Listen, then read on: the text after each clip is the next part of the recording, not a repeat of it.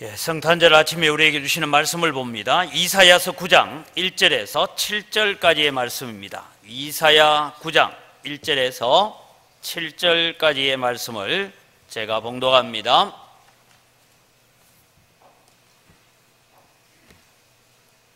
봉독하겠습니다. 전에 고통받던 자들에게는 흑암이 없으리로다. 옛적에는 여호와께서 스불론 땅과 납달리 땅이 멸시를 당하게 하셨더니 후에는 해변길과 요단 저쪽 이방의 갈릴리를 영화롭게 하셨느니라. 흑암에 행하던 백성이 큰 빛을 보고 사망의 그늘진 땅에 거주하던 자에게 빛이 비치도다.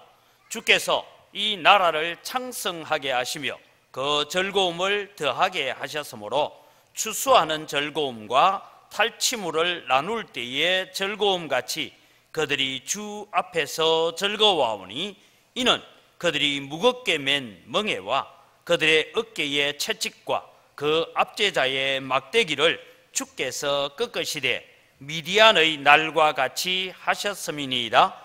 어질의 싸우는 군인들의 신과 피 묻은 겉옷이 불에 습같이 살라지리니 이는 한 아기가 우리에게 낳고 한 아들을 우리에게 주신 바 되었는데 그의 어깨에는 정사를 메었고 그의 이름은 기묘자라 모사라 전능하신 하나님이라 영존하시는 아버지라 평강의 왕이라 할 것임이라. 그 정사와 평강의 더함이 무궁하며 또 다윗의 왕자와 그의 나라에 군림하여 그 나라를 굳게 세우고 지금 이후로 영원히 정의와 공의로 그것을 보존하실 것이라. 만군의 여호와의 열심히 이를 이루시리라. 아멘.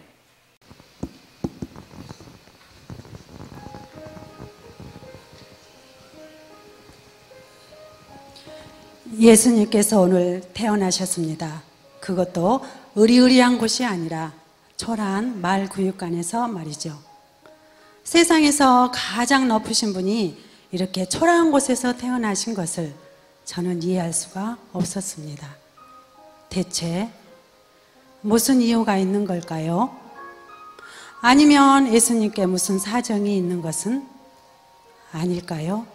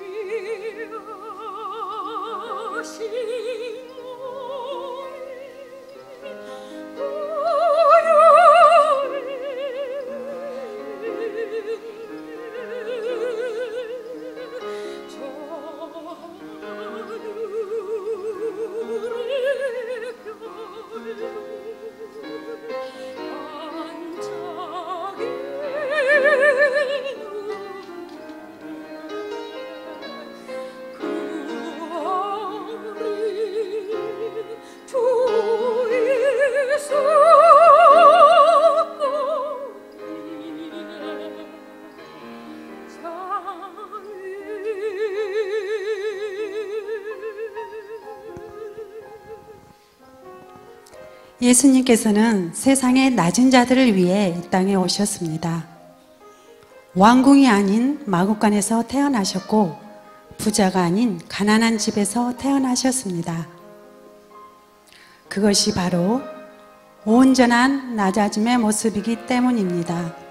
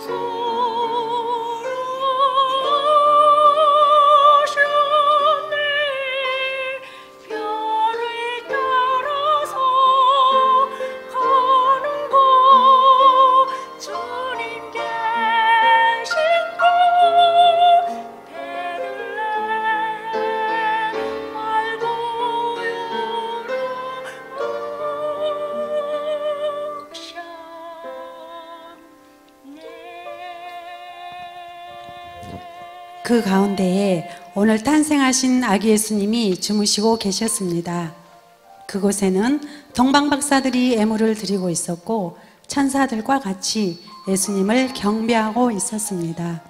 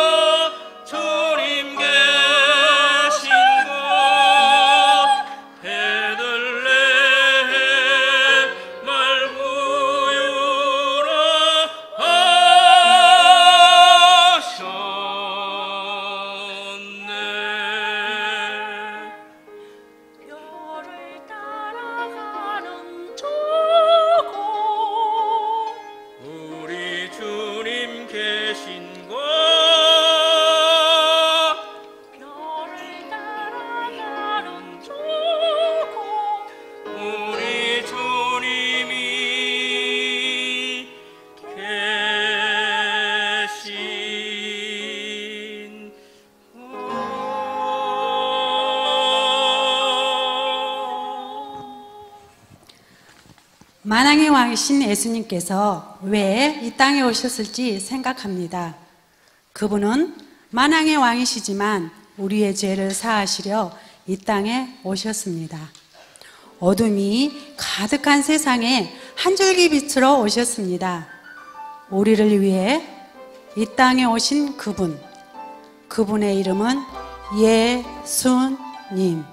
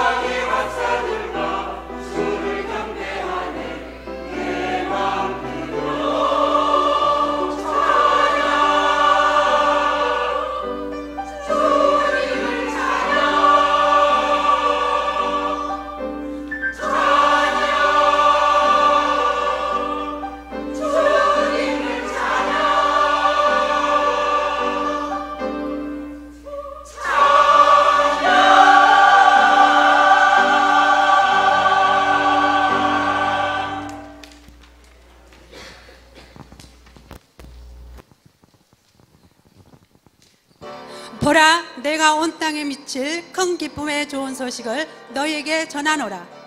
오늘 다윗의 동네에 너희를 위하여 구주가 나셨으니 곧 그리스도 주시니라.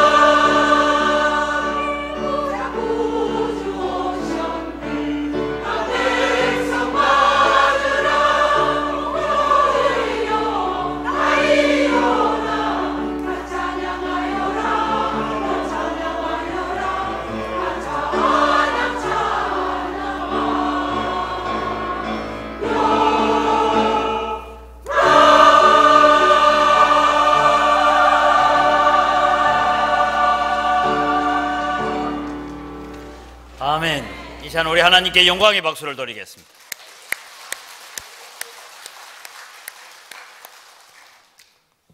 네, 광고 한 가지 하겠습니다. 우리 교회에서 저보다 나이가 젊다고 생각하는 분들은 찬양대를 하시든지 아니면 교사를 하시든지 둘 중에 하나를 선택을 하시기를 바랍니다. 제가 내년에는 우리 모든 성도들이 한 가지 이상, 한 성도가 한 가지 이상 사역하자, 봉사하자, 그런 제가 주제를 내걸 텐데, 또 이 광고 듣고 야 나는 나이 늙었다고 지금 나를 배척하느냐 생각하지 마시고, 제가 얘기하는 것은 저보다 젊은 사람들 중에서 아무것도 안 하고 있는 사람들을 얘기하는 겁니다. 그래서 여러분들 중에 교사를 하든지 찬양대를 하든지 그렇게 우리가 교회를 섬겨가는 것이 여러분에게 축복인 줄 믿습니다. 2019년도에는 그런 축복을 받아 들었으면 좋겠습니다. 우리 찬양대 평소보다 훨씬 잘하죠? 네, 잘하죠, 그죠? 네, 제가 그래서 오늘 가서 그런 얘기를 했습니다. 연합 찬양대 다른 교회에 가서 예배가 1부 예배, 2부 예배 있는데 보니까 똑같은 찬양대가 똑같은 찬양을 하더라고요. 저도 똑같은 설교를 1부, 2부 예배 때 똑같이 하고 있습니다. 그죠? 잘 모릅니까? 그러니까 우리가 하나님을 찬양하고 하는 일에 여러분이 헌신해 주셨으면 좋겠습니다. 그래서 내년에는 또 우리가 더 아름다운 사역들로 하나님 앞에 나아갔으면 좋겠다라고, 또 여러분의 좋은 목소리들을 아껴두고 있으면 나중에 아무 짝에 쓸모없이 됩니다. 그래서 우리가 할 수 있을 때에 하나님을 찬양하고 그렇게 해 가야 될 줄 믿습니다.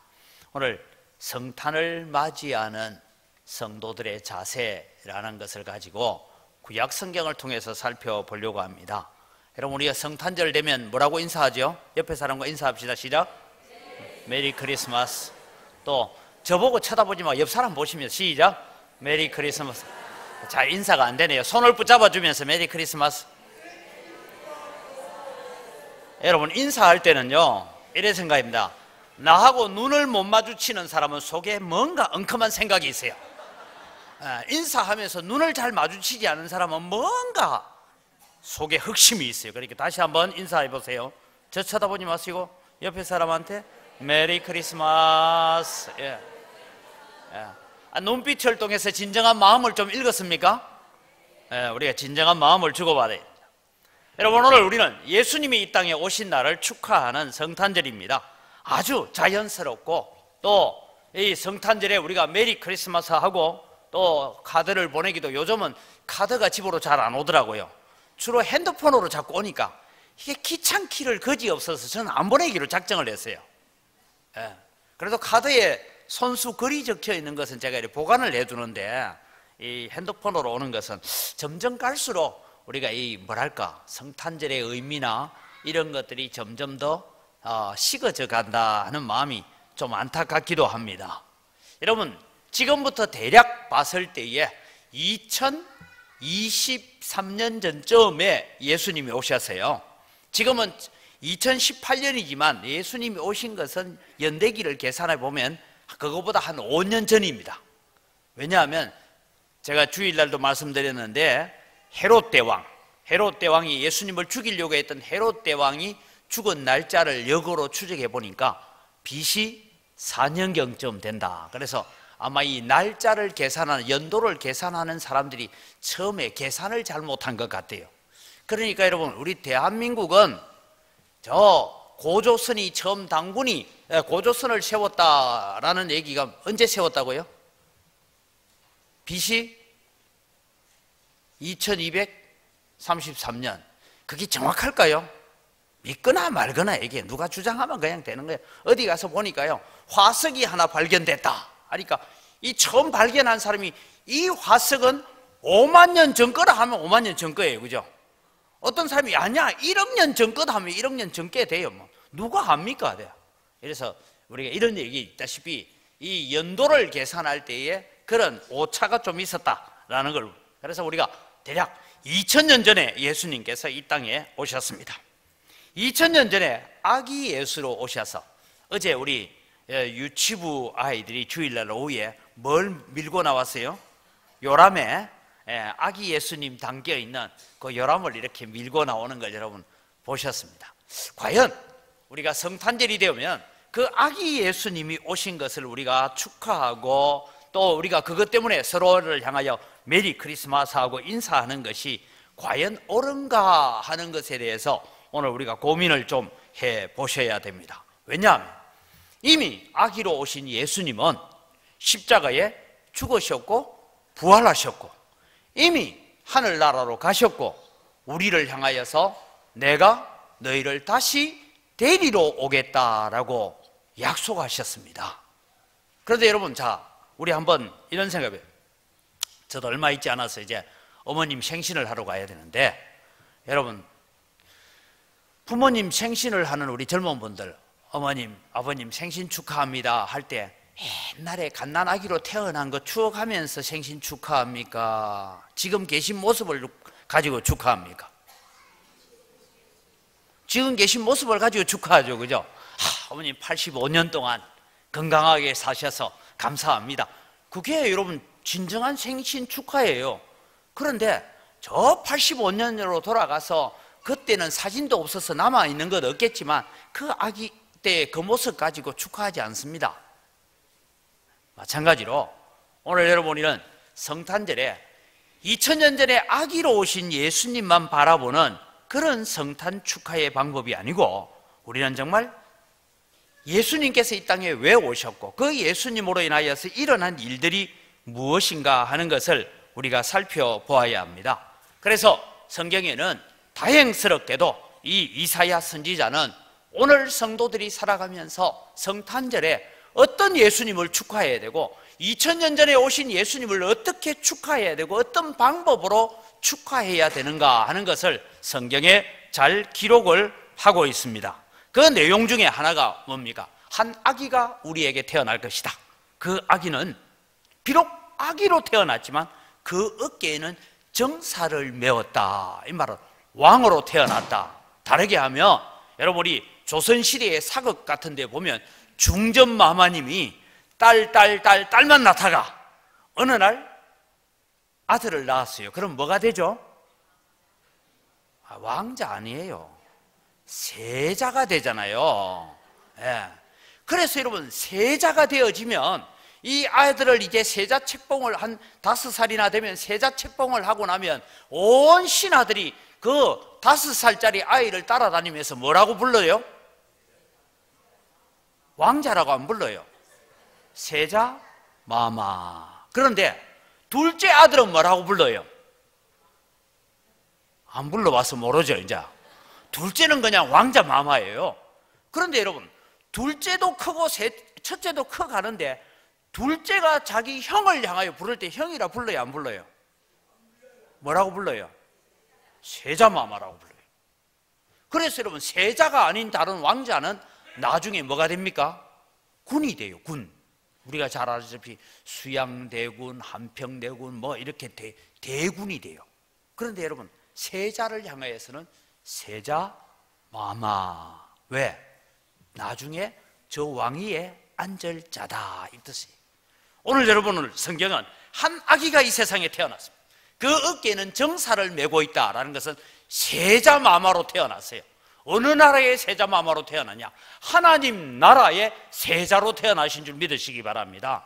그럼 여러분 일반 왕자에게는 조금 무례해도 되지만 세자마마한테 무례하면 어떻게 돼요? 그 다음날 이게 날아가요. 네, 날아갑니다.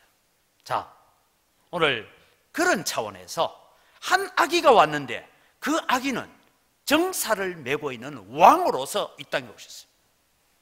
언제 왕이 될지는 잘 모르지만 장차 왕으로, 그렇지만 이분은 영원한 왕으로, 새로운 왕으로 이 땅에 오셨습니다.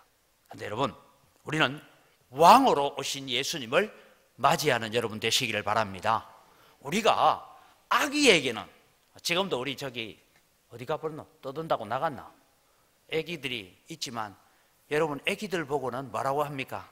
귀엽다 이러지 아기에게는 마마 이러고 얘기 안 합니다. 그런데 세자 마마한테만큼은 귀엽다 소리도 안 하고 뭐라고요? 아무리 어려도 따라다니면서 마마 그러고 따라다니지 않습니까?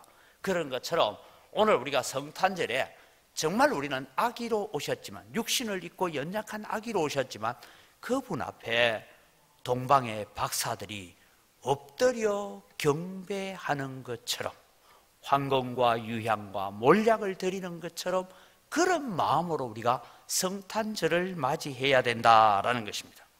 마귀는 이 땅에 예수님이 오는 것을 막으려고 예를 많이 썼습니다. 왜? 예수님이 이 땅에 오시면 자기의 나라가 망한다는 것을 알고 있기 때문입니다. 그래서 마귀는 어떠하든 예수님이 이 땅에 오는 것을 막아보려고 구약 성경에는 많이 애썼는데 성경에 여러분 우리가 잘 몰라서 그렇지 인류를 멸망시켜버리면 예수님이 올 수 있어요, 없어요? 없잖아요. 그래서 노아 홍수가 일어나서 인류를 다 전멸시키려고 했습니다. 그런데 하나님께서는 노아의 8 식구를 보존하셔서 여인의 후손으로 오실 예수 그리스도가 이 땅에 태어나게 하기 위해서 방법을 했어요. 그런데 여러분 성경을 읽어보니까요 어떤 일이냐, 가장 결정적인 일들이 일어날 때가 언제냐 하면 이스라엘의 남쪽 유다 나라에 여호사밧이라는 아주 훌륭한 왕이 있었어요. 여러분 진짜 훌륭한 왕입니다. 그런데 이 여호사밧 왕이 정말 훌륭했는데 딱 한 가지 실수했어요. 그게 뭡니까? 아달랴라는 아합의 딸을 며느리로 삼았어요. 이 일 때문에 어떤 일이 일어나냐 하면 이 아달랴가 다윗의 신은 다 죽여버려야 된다 하고 죽이려고 했습니다.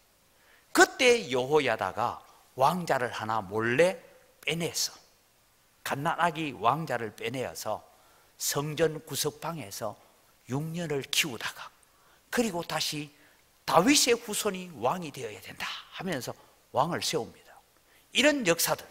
그리고 여러분, 우리는 메시아 유대인의 왕으로 나시니가 어디 있습니까? 하고 동방의 박사들이 왔을 때에 베들레헴 주변에서 2살 아래로는 모든 남자를 다 죽이려고 했던 헤롯의 시도는 결국은 예수 그리스도가 이 땅에 오시면 모든 인류의 죄를 대신 지고 죽으실 뿐만 아니라 이 땅에 하나님의 나라가 세워질 것을 알았기 때문에 마귀는 어떠하든 하나님의 나라를 이 땅에 오지 못하게 하려고, 예수님의 나라가 이 땅에 세워지는 것을 막아보려고 그렇게 발버둥 쳤습니다.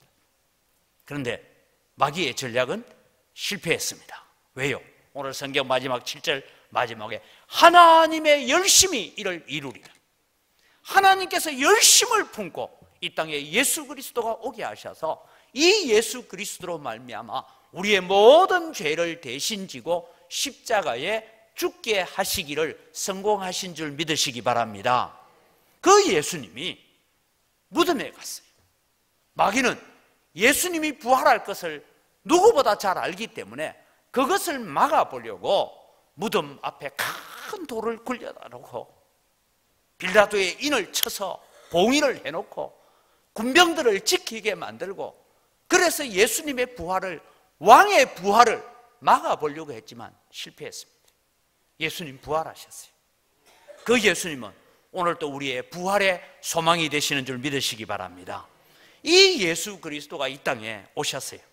자, 예수 그리스도가 오시는 것, 마귀는 방해하다가 실패했습니다. 누구의 열심이 더 컸어요?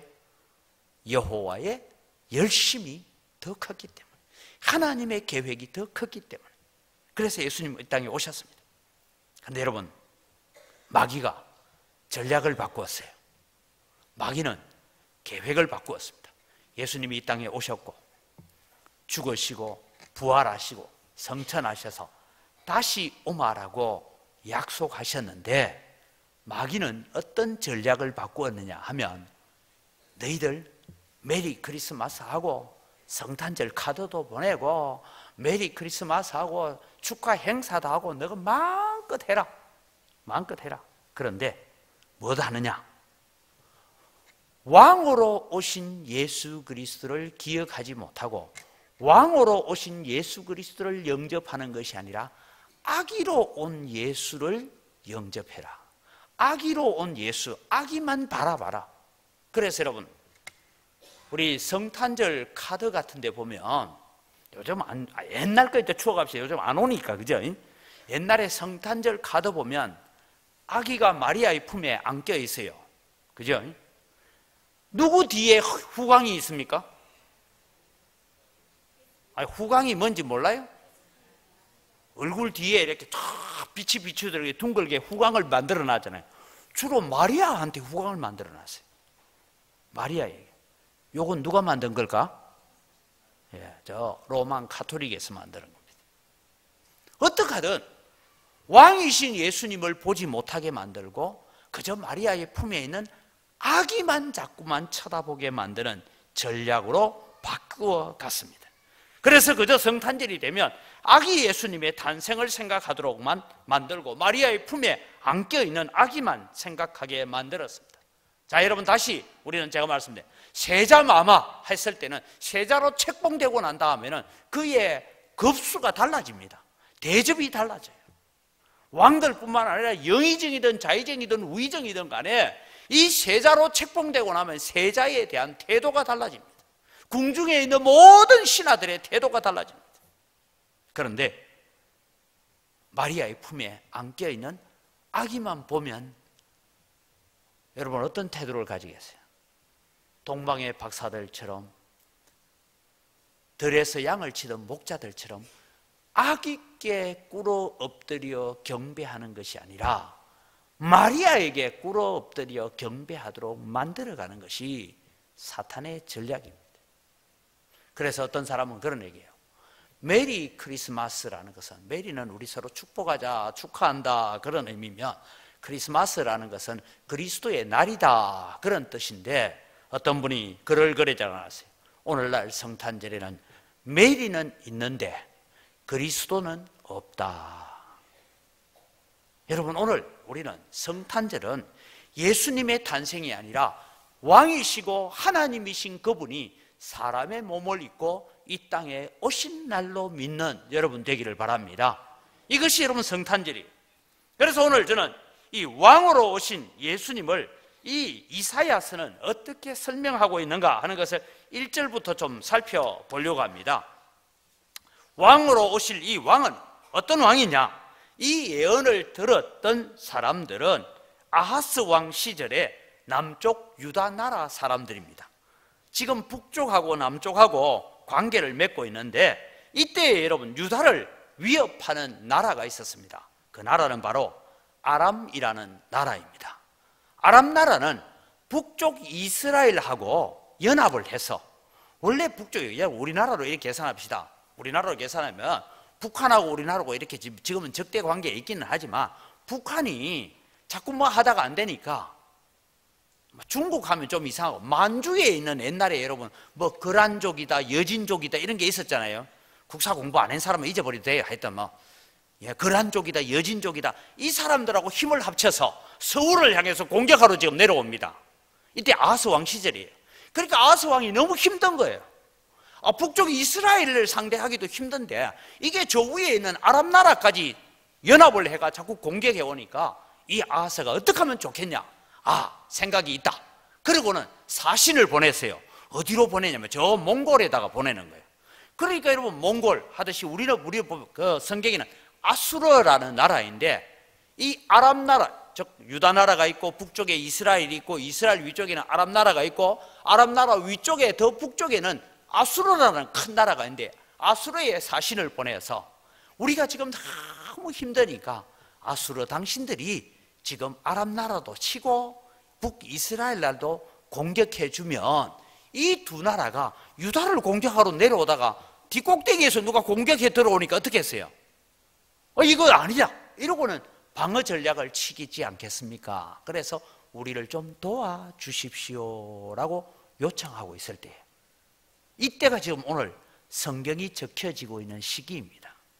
여러분, 우리는 7장에 가보면 무슨 얘기를 하냐 하면 이사야 선지자가 아하스 왕에게 하나님께서 이 유다 나라를 구원해 주실 것이니까 당신은 징조를 구하십시오 하니까 아하스가 대단히 믿음 있는 사람처럼 합니다.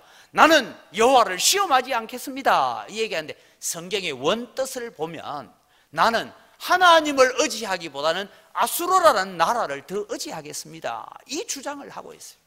이때가 여러분 지금 이스라엘이 겪고 있는 때입니다. 그런데 여러분 오늘 본문에는 전에 고통받던 자들에게는 흑암이 없으리로다. 옛적에는 여호와께서 서불론 땅과 납달리 땅이 멸시를 당하게 하셨더니 라고 적고 있습니다. 자, 이제 지도를 하나 보죠. 이스라엘의 12지파가 나오는 지도를 보면 여러분 오늘 본문에 나오는 서불론 땅과 납달리 땅이라는 것이 있는데 저 밑에 있는 푸른 것은 사해바다입니다. 저 위쪽에 좀 올라가니까 조그마한 주먹만한 게 뭐가 있어요? 저기 어디예요? 갈릴리 호수예요. 네, 갈릴리 호수 약간 북쪽에 있는 땅이 여러분 서불론 땅과 옆에 있는 납달리 땅이 저기에 나옵니다. 이 얘기를 적는 것은 여러분 저 지역이 갈릴리 호수를 주변으로 해서 약간 녹색이 있어요. 저기는 굉장히 풍요로운 땅이고 들판을 가지고 있는 땅입니다. 그래서 저곳에서 주로 많은 곡창지대가 있는 곳입니다. 그런데 저 땅을 왜 오늘 서불론 땅과 납달리 땅이다라고 말하고 있느냐 하면 앞서 이제 드렸던 말씀처럼 유다 왕의 계보를 보겠습니다. 유다 왕은 가장 악한 왕 아하스가 있습니다. 여러분 아하스 왕이 가장 악한 왕 중에 하나예요. 그 다음에 여러분 아하스의 아들은 누구냐 하면 우리가 잘 아는 히스기야라는 왕입니다. 너무 훌륭한 왕이 태어났어요. 그런데 히스기야의 아들은 또 누구냐 하면 므낫세라는 왕이에요. 아하스보다 못됐기로 악하기로 두 번째 가라면 서러운 왕이 머났습니다. 이래서 여러분 중간에 히스기야 왕이 하나 있지. 히스기야 왕이 25년을 다스리고 그 앞쪽에 아버지 아들 시대에는 이 이스라엘을 유다 나라를 망하게 만드는 그런 왕입니다.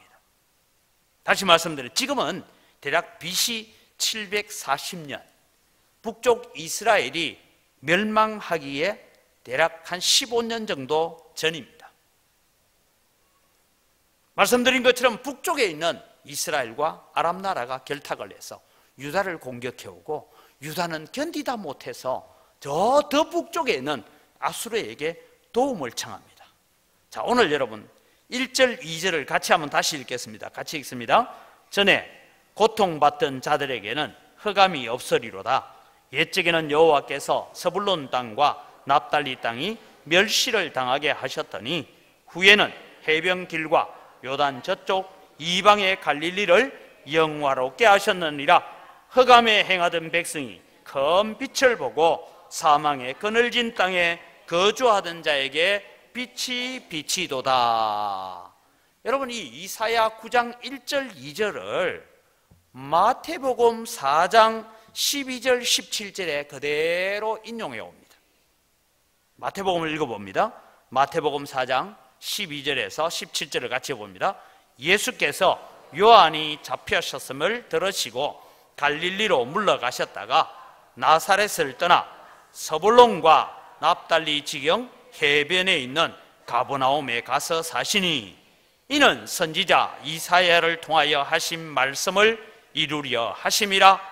일러스되 서불론 땅과 납달리 땅과 요단강 저편 해변길과 이방의 갈릴리여, 흑암에 앉은 백성이 큰 빛을 보았고 사망의 땅과 그늘에 앉은 자들에게 빛이 빛이었도다 하였느니라. 이때부터 예수께서 비로소 전파하여 이르시되 회개하라 천국이 가까웠느니라 하시더라. 이사야 선지자가 740년 전에, 예수님께서 오시기 740년 전에 1절 2절에 예언을 합니다. 그 중에 여러분 오늘 특별히 마태복음에는 이 서불론 땅과 납달리 땅을 이방의 갈릴리라 하는 데 우리가 관심을 가져야 됩니다. 이미 이 땅은 아람 나라에 의해서, 즉 북쪽 이스라엘이 남쪽 유다를 공격하는 도구로 이 서불론 땅과 납달리 땅을 공물로 바친 상태입니다. 그러니까 이 땅은 이미 이방인의 땅이 되어졌어요. 이방인의 땅이 되어졌던 이 서불론 땅과 납달리 땅에 빛이 비추어질 것이다. 누구를 통해서요? 예수 그리스도를 통해서. 언제? 740년 뒤에. 자, 이제 여러분 물어봅시다. 우리가 지금 있는데 740년 뒤에 우리 영광교회가 이렇게 될 것이다 하면 별로 기대해요, 안 해요? 아이고 목사님 70년 뒤도 내 모르겠는데 740년 뒤에 뭔 일이 일어나든지 그건 나하고 무슨 상관이 있어요? 여러분 그래요, 안 그래요? 솔직히 74년 뒤에 해도 아이고 목사님, 나중에 어떤 분은 목사님 7년 뒤에 해도 나 못 믿겠어요 이러는데 740년 뒤에 이 예언이 이루어질 것이다 라고 말씀하고 있습니다. 이것이 여러분 오늘 우리에게 무엇을 의미하고 있는가 하는 것을 살펴봅니다. 자, 이제 다시 6절로 가보면 그 왕은 어떤 일을 하는 왕인가 하는 것을 전에도 한번 설명드렸는데 간단하게 설명드립니다. 이 왕은 어떤 자냐 하면 첫 번째는 기묘자요 모사다 했어요. 기묘자요 모사다 하는 것은 여러분 우리는 늘 삼국지나 이런 데 보면 임금 옆에 누가 있어요? 모사가 있죠. 예. 유비 옆에는 누가 있었어요? 제갈량이 있었죠. 예. 제갈량이 있어요. 그래서 여러분 유명한 왕들 옆에는 항상 군사 전략을 짜고 작전을 짜고 적진이 이런 학진을 펼치면 우리는 사마귀 진을 펼쳐야 됩니다. 뭐 이러면서 전쟁을 치르는 이런 모사가 있다. 기묘자요 모사다. 이 말은 우리의 구원을 위해서 기묘한 기가 막힌 일을 모략으로 만들어내는 분이다 이 말입니다. 예수 그리스도는 이 땅에 아기로 오셨지만 오늘 예수 그리스도가 이 땅에 오는 것을 막아보려고 발버둥치고 있는 사탄의 모든 권세와 계략과 꾀와 모든 죄를 다 깨뜨리고 이 땅에 오셔서 우리의 구원을 위해서 기묘한 일을 기획하고 계획하는 분이 오신 줄로 믿으시기 바랍니다. 그렇다면 여러분, 우리는 이 아기 예수를 바라보면서 귀엽다, 예쁘다가 아니라 그분을 우리는 기가 막힌 일을 실행하시는 하나님으로 믿는 여러분 되시기를 바랍니다. 그리고 그분의 이름에 붙여지는 것이 전능하신 하나님이다. 신적 능력을 가지고 자신이 계획한 모든 일을 온전히 이루시는데 어떻게 합니까? 지금까지 예수 그리스도가 이 땅에 오는 것을 막아보려고 애썼던 모든 사탄의 계략과 전략들을 파괴하신 하나님의 열심을 가지고 이 땅에 오실 분입니다. 그분을 두고 영존하시는 아버지다라고 말합니다.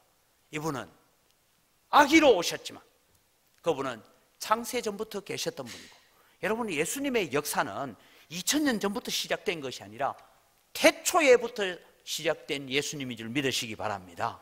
태초에 하나님, 우리가 우리의 모양을 따라 우리의 형상대로 사람을 만들고 하실 그때부터 계셨던 분입니다. 그때부터 아브라함을 만나주셨던 분이고, 이삭을 만나주셨던 분이고, 야곱을 만나주시고, 다윗을 만나주시고, 모세를 만나주시고, 여호수아를 만나주셨던 그 예수님이 오늘 우리를 만나시기 위해서 오신 줄 믿으시기 바랍니다. 그분은 영존하시는 아버지십니다. 그러면서 그분은 평강의 왕으로 이 땅에 오셨습니다. 칼을 들고 정복하는 분이 아니라 오직 평강의 왕으로 오셔서 우리를 위해서 자기 몸을 찌르시고 살을 찌르시고 피 흘려주시고 물 한 방울까지 다 쏟아주시기 위해서 이 땅에 오신 그분은 우리의 왕으로 오셨습니다. 그래서 저는 우리 찬송가 109장에 고요한 밤 거룩한 밤 찬송할 때 1절을 부를 때도 1절에 뭐라고 되어 있어요? 아기 잘도 잔다 자꾸 이러는데, 아기라는 말은 저는 가사를 바꿔야 돼요. 왕이 잘도 주무신다 이래야 되지, 어디 왕한테 잘 잔다 이러고 있습니까? 저는 이 가사 옛날부터 좀 바꾸라 했는데 이 찬송가 편집하는 사람이 도무지 바꾸지를 않아요. 왕이 지금 주무시고 있는데 애기 잘도 잔다 이러면 안 돼요. 왕이 주무시고 있어요. 그분은 우리의 왕으로 오셨습니다. 기묘한 일을 기획하시는, 기가 막힌 일을 기획하시고 계획하셔서 우리의 구원을 이루시는 분이고, 그분은 전능하신 분으로 온 우주의 창조주로 오시고, 그리고 우리의 영원하신 아버지로 오셔서 우리에게 평강을 주신 왕이신 줄 믿으시기 바랍니다. 그렇다면 여러분, 우리는 이 2000년이 지난 지금 예수님의 탄생을 축하하는데 어떤 마음으로 축하해야 될까? 어떤 마음으로 우리는 서로에게 축성탄이라고 메시지를 주고 메리 크리스마스라고 해야 될까? 이걸 두고 신약 성경에는 이렇게 적고 있습니다. 갈라디아서 4장 4절에서 5절 말씀을 우리가 같이 읽어보겠습니다. 때가 참에 하나님이 그 아들을 보내서 율법 아래에 나게 하신 것은 율법 아래에 있는 자들을 속량하시고 우리로 아들의 명분을 얻게 하려 하심이라. 자, 예수님은 이사야 선지자가 예수님이 오시기 몇 년 전에 예언했다고요? 이 예언을 740년 전에 예언했어요. 740년이란 긴 세월을 기다렸다가 예수님이 이 땅에 오셨습니다. 오셨는데 갈라디아서는 때가 찼다, 때가 되도록 기다리고 계셨다라고 말씀합니다. 그럼 그 때는 무엇을 의미하고 있을까요? 예수님이 오셨을 때와 오늘 우리가 살고 있는 이 때를 비교해서 간단히 말씀드립니다. 첫째는 예수님이 오셨을 때, 지금 우리의 때는 종교적인 부패가 극에 달해 있는 때입니다. 예수님 당시에는 유대교는 부패할 대로 부패해 있었습니다. 더 이상 백성들은 유대교에서 소망을 느끼지를 못했습니다. 바리새인들은 900가지가 넘는 조항들을 만들어 가지고 안식일에는 이것 하면 안 되고 저것 하면 안 되고 그렇게 해서 백성들을 억누르고 있었습니다. 사두개인들은 종교적인 기득권을 가지고 성전 예배를 하는데, 성전 예배에 들어올 때 여러분은 예수님이 성전 청결 사건이 2번이나 등장하는 걸 알고 있는데 주로 뭘 하냐? 이방인의 뜰에. 여러분, 성전에 들어오면 우리 교회 저 마당이 있으면 이방인이 들어가는 마당이 있고 여자들이 들어가는 마당이 있고 남자들이 들어가는 마당이 있고, 그 다음에 안에 들어와서 제단 앞에 예물을 드리는 데가 있고, 안에 들어가면 성소가 있고 지성소가 있고 이렇지 않습니까? 구분이 있어요. 근데 주로 이방인들이 들어오는 뜰에 양도, 소도, 비둘기도 가져다 놓고 돈도 바꾸고 그렇게 하고 있습니다. 그러니까 이 유대인들의 마음속에는 이방인들 중에 유대교로 귀의하고 싶은 사람이 있더라도 너희들은 기도를 소똥 냄새 나는데, 염소똥 냄새 나는데 비둘기 똥 있는 그런 곳에서 해라, 이렇게 하고 있단 말입니다. 그래서 예수님께서 분노하셨어요. 자, 그러면 여러분, 오늘날 한국 교회는 종교적으로 어떤 시절이냐? 여러분, 우리는 서울의 몇몇 대형 교회의 문제들을 우리가 보고 안타까워하고 걱정합니다. 세습이라는 말이 쉽게 등장되고 있는 것을 보게 됩니다. 또 대형 교회 목사들 가운데서 문제를 일으킵니다. 그런데 여러분, 대형 교회만 그럴까요? 저는 그렇지 않다고 생각합니다. 우리 모두가 다 죄인입니다. 우리 모두가 다 좀 더 편하고 좀 더 즐겁고 좀 더 행복한 교회 생활 할 수 없을까? 그래서 땀 흘리고 눈물 흘리고 수고하고 애쓰는 것은 주님 혼자 하면 되지 왜 나까지 하라고 하냐? 이게 여러분 오늘 우리의 마음을 지배해 가고 있습니다. 그래서 제가 여러분에게 부탁합니다. 2019년도에는 저보다 연세 드신 분들은 제가 존중해 드리겠지만, 그렇다고 찬양대 저보다 나이 많다고 오늘부터 내려간다 이러면 안 돼요. 그게 아니라 여기 앉아 계신 분들 중에 교사로, 찬양대로, 아니면 주일날 아침에 좀 일찍 나와서 안내를 하거나, 때로는 미처 준비되지 못한 것 있으면 준비해 주는 일로 헌신할 수 있는 여러분 되기를 바랍니다. 왜냐? 이유는 한 가지예요. 내가 더 이상 타락하지 않겠습니다. 다른 거창한 꿈 꾸지 마세요. 내가 더 이상 죄에 물들지 않기 위해서는 내가 교회에서 섬기고 봉사해드리겠다. 그 다음에 여러분, 이 당시에는 로마에서는 딱 한 글만 알면 로마에 살기에 어려움이 없었습니다. 코이네라는 언어가 있었어요. 우리가 흔히 지금 성경에서 사용하고 있는 헬라어라는 얘기입니다. 유대인들은 주로 유대 언어를 쓰거나 아람어를 썼습니다. 그 다음에 로마 사람들은 로마어를 썼어요. 그래서 법정에서 쓰는 말은 로마어를 썼고요. 그 다음에 종교적으로는 주로 아람어나 히브리어를 썼습니다. 그런데 시장 언어라고 말하는 언어의 통일이 이루어졌습니다. 그 언어의 통일은 알렉산더 대왕이라는 예수님 오시기 313년 전에 일어났던 알렉산더 대왕에 의해서 언어의 통일이 이루어졌습니다. 자, 여러분, 그러면 주님 다시 오실 때, 처음 초림으로 주님 오실 때와 다시 오마 약속하신 주님의 때와 뭐가 맞아가느냐 하니까 오늘날 여러분 언어가 통일이 되어 갑니다. 우리는 언어 때문에 참 한국 사람 고생 많이 합니다. 굉장한 실력이 있어도 뭐가 안 돼가지고요, 영어가 안 돼가지고 어디 가서 상을 못 받아요. 그런데 여러분, 아마 벌써 사용하고 있는 분들도 있겠지만 이제는 핸드폰으로 가지고 핸드폰에다가 일본어와 한국어를 넣어놓고 제가 한국말로 하면 잠시 있다가 핸드폰이 일본말로 얘기해 줍니다. 안녕하세요 하면 곤방와 이렇게 나옵니다. 그러면 저 사람이 일본말을 하면 그 말을 받아가 한국말로 들려줍니다. 못 믿는가 봐. 젊은 분들 앱 있죠, 그죠? 젊은 분들 다 알잖아요. 보세요.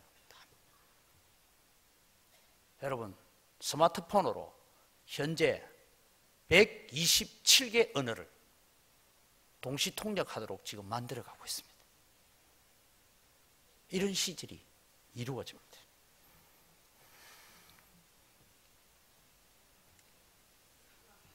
여러분, 우리 만나면 여러분은 아마 찬양대에 있는 분들 이럴 거예요.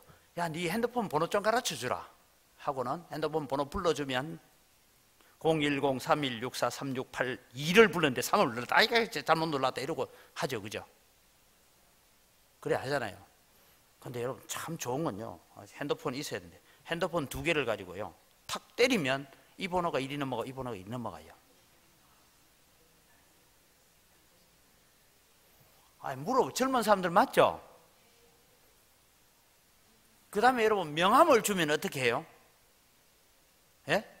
명함을 주면 명함에 왜 그렇게 글씨가 작은지 몰라, 나도.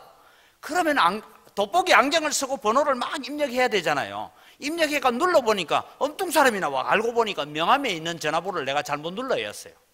근데 요즘요, 핸드폰으로 카메라로 명함을 차가닥 찍으면 자동으로 이 사람 이메일은 뭐고 핸드폰은 뭐고 집전화는 뭐고 얘가 착착착착 정리가 다 되어 있습니다. 모르는가 봐요. 지금 시절이 그런 시절이에요. 자, 여러분, 온 세계가 하나로, 우리가 흔히 세계화, 지구촌이라는 말을 사용해 왔습니다. 그때는 로마가 다스리는 모든 나라는 로마를 중심으로 하나였습니다. 그래서 팍스 로마라는 말을 했습니다. 오늘날 세계는 팍스 아메리카라는 말을 씁니다. 미국인이 가는 모든 곳에는 안전이 보장돼야 된다, 이런 얘기들을 가지고 있습니다. UN 평화유지군이 세계 곳곳에서 활동하고 있습니다. 그 다음에 4번째는 모든 길은 로마로 통한다. 저도요 터키를 가보고 했는데 길들이 쫙, 여러분 2000년 전에 닦아놓은 길인데요, 거기에는 마차가 굴러간 흔적들, 돌길이에요. 흔적들이 아직도 남아있는데 이 길을 그대로 가면 어디로 가기 위해서 있습니까? 로마로 가기 위해서 있대요. 모든 길은 로마로 통한다. 오늘날 세상은 모든 길은 인터넷으로 통한다. 여러분, 불과 몇 년 전만 해도 대구에서 무슨 일이 일어나면 그 일어났던 일이 우리에게 전해지려면 시간이 많이 걸렸어요. 근데 여러분, 제가 23일 날 주일이죠? 23일 주일날, 제가 주일날은 핸드폰을 거의 안 열기 때문에 저녁 때 가서 핸드폰을 열었더니 제가 살았던 곳에 바로 이웃에 반던이라는 곳에서 화산이 터지면서 쓰나미가 일어나가지고 281명이 죽었다 하고, 죽었다는 소식만 들리는 게 아니고 어디서 어떻게 죽었는지 하면 어떤 사람이 앞에서 그 가수들이 나오고 막 기타 치고 막 노래를 부르고 있는데 뒤쪽에서, 무대 뒤에서 파도가 확 덮쳐오는 거고에 그대로 영상이 나와요. 이런 시절을 우리가 살고 있습니다. 자, 여러분, 이제 물어보겠습니다. 예수님이 재림하실 거예요. 어디에 재림합니까? 갈릴리 사람들아, 너희는 어찌하여 하늘을 쳐다보느냐? 너희 보는 대로 하늘로 가신 그분은 너희 보는 대로 다시 오리라 하기 때문에 일반적으로 성경학자들은 감림산, 예루살렘을 바라보고 있는 그 감림산 쪽에서 예수님이 재림하실 것이다 라고 합니다. 근데 요한계시록은 이렇게 해요. 재림하시는 예수님을 만인이 볼 것이다. 복음을 믿는 자도 볼 것이고 믿지 않는 자도 볼 것이고 모든 사람이 예수님 재림하는 걸 본대요. 야, 그게 가능할까? 우리는 북한에서 일어날 일도 모르는데 가능하더라고요. 어떻게 합니까? 제가 급한 일이 있어 어디 가면요, 예를 들면 이럽니다. 지금 최동건 목사님한테 이 상황을 그대로 보여주기 위해서는 제가 핸드폰에 들어가서 통신을 같이 열어놓고 찍으면서 얘기하면 그 얘기가 지금 옆에서 같이 보고 있어요. 다른 동네에 있어도 보고 있어요. 야, 중계방송은 더 이상 방송국이 갈 필요가 없습니다. 뭐만 되면 됩니까? 인터넷 와이파이 열리거나 여러분 우리 데이터가 열리는 곳은 가면 바로 중계방송이 돼요. 사랑하는 성도 여러분, 제가 이 말씀을 드리는 이유는 이것입니다. 주님 오실 때가, 예수 그리스도가 이 땅에 이사야의 예언이 있고 740년이 지나서 예수님이 예루살렘 베들레헴 구유에 오신 것처럼 내가 가서 너희들의 처소를 준비하고 처소가 준비되면 내가 다시 오리라고 하신 그 날이 오늘 우리 속에 점점 다가오고 있다라는 것입니다. 제가 새벽에도 그런 말씀 드리고 하는데, 여러분 의학기술이 얼마나 발전할지, 의료기술이라든지 과학기술이 얼마나 발전할지 신문을 보고 그런 것을 가지고 궁금해하는 사람이 제게 물으면 저는 이런 답을 합니다. 걱정하지 마라. 인류의 역사는 요한계시록대로 될 것이다. 예수 그리스도의 재림을 향하여 가고 있을 것이다 라고 말씀합니다. 이제 여러분, 우리는 이 성탄절에, 지금 우리가 성탄절에 기대해야 되는 것이 무엇입니까? 한 가지 놀라운 사실이 있다면, 이사야 선지자가 이미 이방인의 땅이 되어버린 서불론 땅과 납달리 땅을 향하여서 예언을 하면서 우리에게 한 아기가 날 것이다, 그 아기는 왕으로 올 것이다, 그 아기는 하나님이다, 전능하신 분이라고 말씀하고 있는데, 그 예언이 이루어지기까지 740년이라는 긴 세월이 걸렸다는 거예요. 그럼 여러분, 이 이사야의 예언을 들었던 사람들은 자기 아들에게 말합니다. 비록 지금 우리나라가 이렇게 비참하고 이렇게 어렵지만 메시아가 올 것이다, 그리스도가 올 것이다, 만왕의 왕이 올 것이다. 그리고 죽었어요. 이 아들이 자기 아들에게 또 얘기합니다. 우리가 비록 이렇게 지금 나라를 빼앗기고 바벨론의 포로로 살고 있지만 왕이 올 것이다, 다윗의 왕자에 앉을 영원한 왕이 올 것이다. 그 얘기를 하고 죽었어요. 이 아들이 다시 자기 아들에게 또 설명합니다. 지금 비록 헬라 나라에서 알렉산더 군대에 의해서 우리 이 팔레스틴이 점령당하고 고난 가운데 있지만 왕이 올 것이다. 그 얘기하는 거예요. 그리고 죽었어요. 이 아들이 또 자기 아들에게 말합니다. 비록 지금 로마가 우리를 지배하고 있지만 왕이 올 것이다, 영원한 왕이 올 것이다, 우리의 구원을 이루실 왕이 올 것이라고 말씀하고, 그렇고 또 죽어갔습니다. 예수님이 이 땅에 오셨어요. 그리고 복음으로 이 세상을 바꾸어 놓았어요. 십자가로 세상을 바꾸어 놓았습니다. 그리고 그분이 가시면서 말씀하십니다. 내가 다시 오마라고 약속하셨어요. 지금 우리는 이 성탄절에 무엇을 기대해야 됩니까? 2000년 전에 아기로 오신 예수님을 기대하고 아기로 오신 예수님을 축하하는 자가 아니라 주님이 말씀합니다. 내가 다시 오. 그래서 저는 죽을 때 얘기할 겁니다. 요한계시록대로 이루어져서 7년 대환란의 세월이 오고 이 세상에 온갖 흉악한 죄악들이 번성하게 되어질 그때에 하나님의 나팔 소리가 울리면서 우리 주님께서 재림의 주님으로 오실 것이다. 믿으면 아멘 하시기 바랍니다. 그 주님을 우리는 바라보면서, 얘들아, 지금 현재의 구원이 아니라 지금 우리에게 어려움이 해결되어지고 지금 있는 고난이 해결되어지는 지금 문제만 해결해가는 그런 어려움이 아니라 현재의 구원이 아니라 미래의 구원을 기다려야 된다고. 다시 오마 약속하신 예수 그리스도를 우리는 기다리며 살아야 된다고. 그것을 여러분 우리는 가르치고 죽어야 합니다. 내 시대에 주님이 오시면 참 좋겠지만 내가 이 땅에 생명이 다하는 순간까지 우리의 자녀들에게 예수님 다시 오실 거야. 주님은 재림의 주님으로 오셨어요. 믿음으로 선 자는 영생에 들어가도록 만들고 예수 그리스도를 부인한 자에게는 영원한 벌에 처하게 되는 그 주님이 오셔서 우리를 심판하실 거예요. 그래서 우리는 예수님이 오신 성탄절에도 재림의 주님을 기대할 수 있는 여러분 되기를 바랍니다. 이 예언을 들었던 유다 백성들은 한 세대가 가고 두 세대가 가고 거의 100세대가 지나갔어. 예수님을 맞이했습니다. 그러나 그 예수님을 맞이할 때 너무 잊어버리고 살았어. 예수님이 오셨음에도 불구하고 어느 누구도 태어난 예수님을 위해서 방 하나 주차 내어주지 않고, 그래서 말구유에 누이셨던 만왕의 왕, 온 우주의 주인이셨습니다. 예수님 재림하실 때 정말 여러분, 우리는 주님 어서 오십시오, 왜 이제 오십니까? 우리가 얼마나 기다렸다고요. 얼마나 주님을 사모하고 있었다고. 그러면서 주님을 맞이할 준비를 갖추는 성탄절이 되기를 주의 이름으로 축원합니다. 하나님 아버지, 감사합니다. 이 성탄절 아침에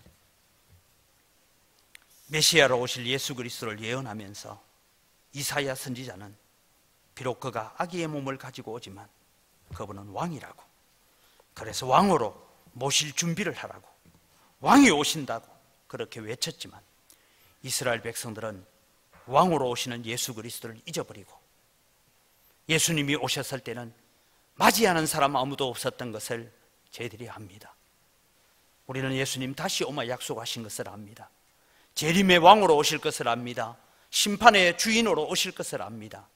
그럼에도 불구하고 우리는 주님 다시 오마 하신 약속을 잊어버리고 너무 세상에 젖어 살고 있지 않은지 우리 자신들을 돌아보게 하시고, 하나님, 우리가 죄에 젖어 사는 자가 아니라 다시 오마 약속하신 주님을 바라보면서 이 땅에 복음이 전파되어지고 천하 만민 모든 민족에게 이 복음이 전파되어야 하리니 그제야 내가 오리라고 하시는 주님을 바라보는, 천국을 대망하고 사는, 재림을 대망하고 사는 우리 영광교회 성도들 되게 하여 주시옵소서.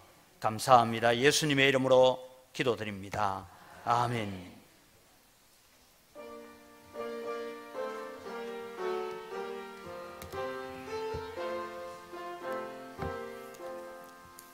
천사 찬송하기를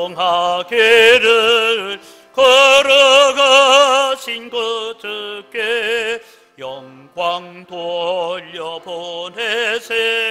그 주 오늘 나셨네. 크고 작은 나라들 기뻐 화답하여라. 영광 받을 왕의 왕 베들레헴에 나신 주. 영광 받을 왕의 왕 베들레헴에 나신 주. 오늘 나신 예수는 하늘에서 내려와 전혀 몸에 대하셔서 사람 몸을 입었네. 세상 모든 사람들 영원하신 주님께 영광 돌려보내며 높이 찬양하여라. 영광 돌려보내며 높이 찬양하여라. 의로우신 예수는 평화의 왕이시고 세상 빛이 되시며 우리 생명 되시네. 죄의 너를 불러서 거듭나게 하시고 영생하게 하시네. 왕께 찬양하여라. 영생하게 하시네. 왕께 찬양하여라. 아멘. 우리 주 예수 그리스도의 은혜와 하나님 아버지의 무한하신 사랑과 성령님의 교통하심과 위로 충만하심의 역사가 2000년 전에 오신 아기 예수를 바라보는 것이 아니라 이 성탄절 아침에 다시 오마 약속하신 예수님을 바라보고 재림의 예수 그리스도를 기다리고 대망하며 경건하고 거룩한 삶으로 하나님 앞에 살아가겠다고 다짐하는 주의 사랑하는 백성들의 머리 위에와 우리 영광교회에 속한 모든 성도들 가정 위에와 자녀들 위에와 이들이 경영하는 모든 생업 위에와 우리와 함께 동력하고 있는 미자리 교회들, 선교사님들, 선교단체들, 오늘 또 핍박 가운데서도 복음 붙들고 눈물 흘리며 기도하는 저 북한 땅과 공산주의와 불교권과 회교권 아래에서 신음하는 교회들 머리 위에 이제로부터 영원토록 항상 함께 있을지어다. 아멘.